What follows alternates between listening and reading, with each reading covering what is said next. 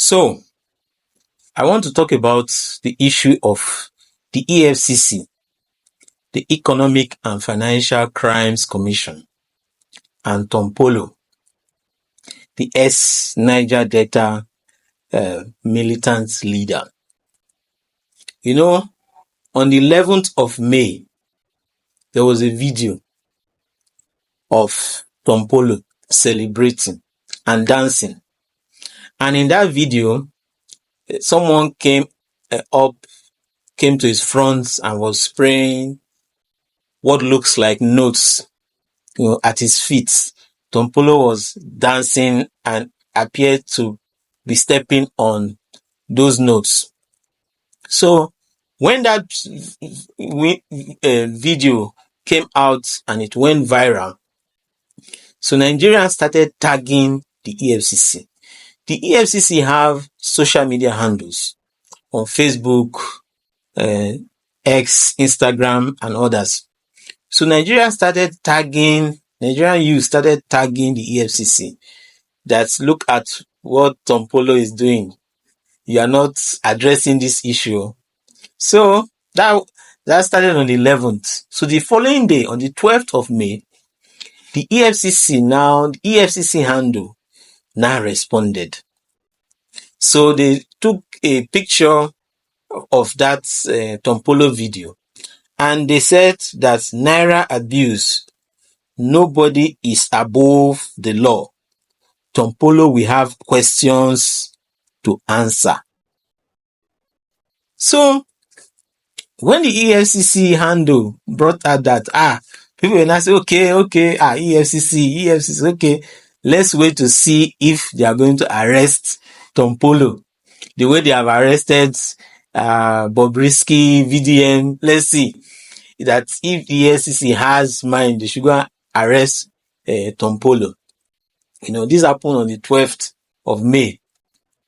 So, some days ago, the EFCC chairman, Olukayode, he gave an interview to a journalist on TVC News. So, in that interview, the journalist asked about the Tompolo issue. So, the EFCC chairman said they've invited Tompolo and that for now it's mere allegation, that they have subjected the video to forensic analysis, that videos can be manipulated and stuff like that. And so that when Tompolo honors the invitation and they do the analysis and they finish, and when they come to a conclusion, then we'll know the outcome. That for now it's just mere allegation, that until they finish their investigations, that nobody should, accuse Tompolo of anything until they conclude, and people started raising the issue of bias and saying that, that's how EFCC handled the case of the Okoya's children. Okoya is a wealthy man in Lagos State, and his children were celebrating something in the family, and his children were said to have, the video went round showing them displaying Naira notes, and people felt that it was an abuse of Naira notes. And then the EFCC said they invited Okoya's children and stuff like that. But we've not heard much about that case.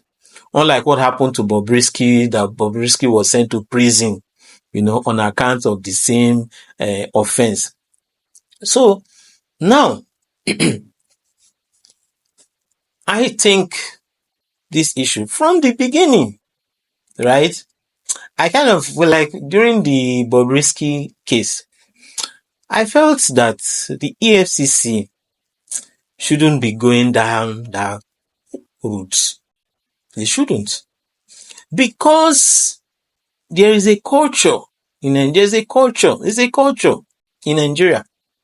where when people are celebrating birthdays, weddings, whatever, there's this culture of people spraying money. It's something that is, a lot of people are accustomed to doing over the years. Personally, I don't like it. And I've been occasions where they will tell you that you put money in envelope and drop it. Don't spray.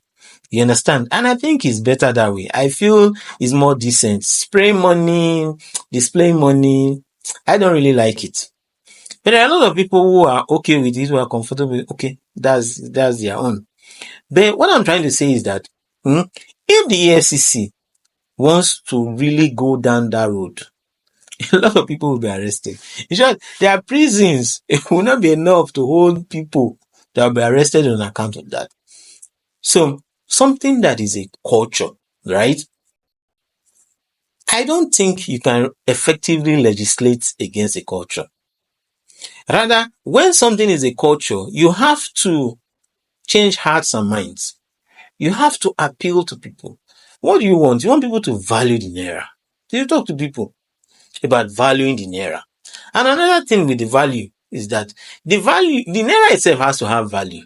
For example, now the American dollar. How many people have the American dollar to spray like that? Because it has value. You understand? So I think when you improve the value of the naira, and when you educate people on the need to respect the naira, that will go a long way towards cultural change than, laws, legislation, or picking people or arresting people. That's one thing. So I think EFCC, they have bigger fish to fry. They shouldn't go down that road. Now, another issue I have with EFCC involving in this case, and along with the Tompolo case, is that, okay, if the EFCC arrest somebody, okay, let's take this case of Tompolo. If they pick Tompolo and said you've been charged for mishandling naira, the currency, and they charge him to court, and the court say you are guilty, let's say it's a long stretch, because lawyers have even said that it's difficult to even prove. If you have a video of somebody spraying money, how can you prove that it's real money? Because they said there is prop money. There is money that is used in movies, in music videos and all that. That is not really real money that people make just for stage money or something, theater money or something like that. So how can you prove that it was real money? Except if you have your agents in the venue when it was happening, they collected some of those notes, which should serve as evidence. Because if you show the video and Tompolo now claim that it's not real money, how do you prove it? Do you have samples of the money that was used in that occasion? You don't. And how can you prove, if let's say you bring some money, how can you prove it's the same money that was in the video? Can you use the video to look at the number of those notes to show that it was the same thing as the one in the video? It's kind of difficult to prove. That's on one hand. It's difficult to prove the offense. That's one thing. The another thing is that even if somehow you manage to prove that this person has committed an offense and the court says, oh, Tompolo, you are guilty, what is the penalties? Okay. According to the CBN Act 2007, Section 21, tampering with naira notes. Section 21, subsection 1 says, a person who tampers with a coin or note issued by the bank is guilty of an offense and shall on conviction be liable to a fine not less than 50,000 naira or to imprisonment for a term not less than 6 months or to both such fine and imprisonment. So, if Tompolo is fined, the penalty is 50,000 naira. Minimum of 50,000 naira. Okay, maybe they can go above it, say 100,000 naira. Or say 1 million naira. Because you can't really go too far above what is the minimum here. Say you find in 1 million naira. What is the gain?